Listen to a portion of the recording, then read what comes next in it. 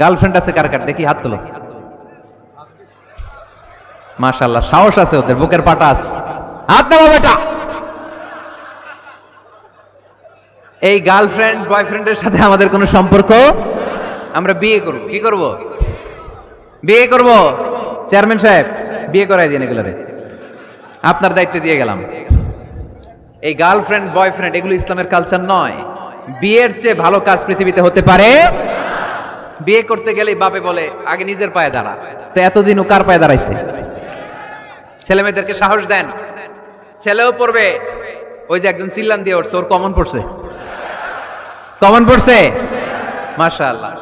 গার্ডিয়ানরা যারা আছেন ওদের দুঃখ কষ্ট একটু বুঝছেন আপনারা, মিলাই দিয়েন ওদেরকে, বিয়ের পিড়িতে বসায় দিয়েন। বিয়েতে কল্যাণ, বিয়েতে বরকত। বিয়ের মতো ভালো কাজ হতে পারে না। সব নবীরা বিয়ে করেছেন। আর নিকাহ মিন সুন্নতি, বিয়ে আমার সুন্নাত। ফামান রাগিবা আন সুন্নতি ফালাইসা মিন্নি, যে আমার সুন্নতকে ভালোবাসে না সে আমার উম্মত হতে পারে না। বিয়েটাকে সহজ করে দেন। যেই সমাজে বিয়ে সহজ ওই সমাজে জিনা কঠিন, তাই না? যেই সমাজে জিনা সহজ ওই সমাজে বিয়ে কঠিন। আমাদের সমাজে জিনা করা সহজ, বিয়ে করতে লাগে 10 লাখ, জিনা করতে লাগে 1000, ঠিক কিনা? 10 লাখ টাকা ছাড়া বিয়ে করা যায় না। এটা লাগবে, ওইটা লাগবে, এই দাও, ওই দাও, মোহর দাও, বিশাল অঙ্কের মোহর। 10 লক্ষ টাকা ধার্য না করলে মেয়ে দিবে না, এরকম আছে না? নাই না, এগুলো আসলে ইসলামিক কালচার না। ছেলের বাবা মেয়ের বাবা উভয়কে আমি বলি বিয়েটা সহজ করে দেন, সহজ করে দেন। ছেলে পড়াশোনা করুক, সমস্যা নাই, মেয়েও পড়ুক, কিন্তু তারা পবিত্রভাবে তাদের সম্পর্ককে মেনটেন করুক, ঠিক কিনা? তাদের এই যৌবনের তাড়নায় যে পাপের সাথে জড়াবে তার পার্সেন্টেজ গুণা বাবা হিসেবে আপনার কাঁধেও আছে না নাই? এজন্য বাবারা সাবধান, মায়েরা সাবধান, বিয়েটাকে সহজ করেন। এই এলাকার যুব সংঘ যারা আছো, তোমরা একটা ক্যাম্পেইন করবা এই মাহফিলের পরে, টাইমলি ম্যারেজ ক্যাম্পেইন।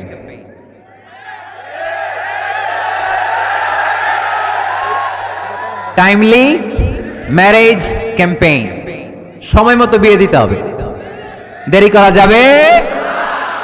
বাপ মা বুঝে না, একজনকে হুজুর আব্বাই বুঝে না।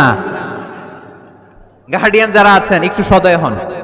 ওরা যে পাপের সাথে, পাপের রাস্তা যে ওরা চিনে যাচ্ছে, পাপের পথে যে জড়িয়ে যাচ্ছে, আল্লাহর সুপ্রিম কোর্টের কাঠ গড়ায় আসামি করে আল্লাহ সেদিন আপনারে দাঁড় করাবে।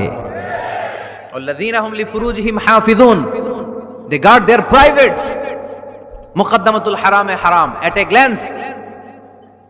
একটা নারীর দিকে চোখ পড়ে যাওয়া এটা হারাম না, কিন্তু এই চোখ পড়ার কারণে এটা জেনার দিকে নিয়ে যাবে, এজন্য এটাকেও হারাম করেছে কে?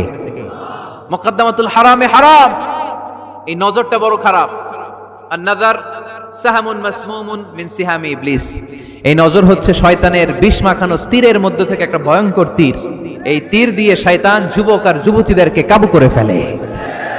আমরা শয়তানের হাতে ধরা দিতে চাই না, আমরা বিয়ের মতো পবিত্র বন্ধনে আবদ্ধ হতে চাই, ঠিক কি না?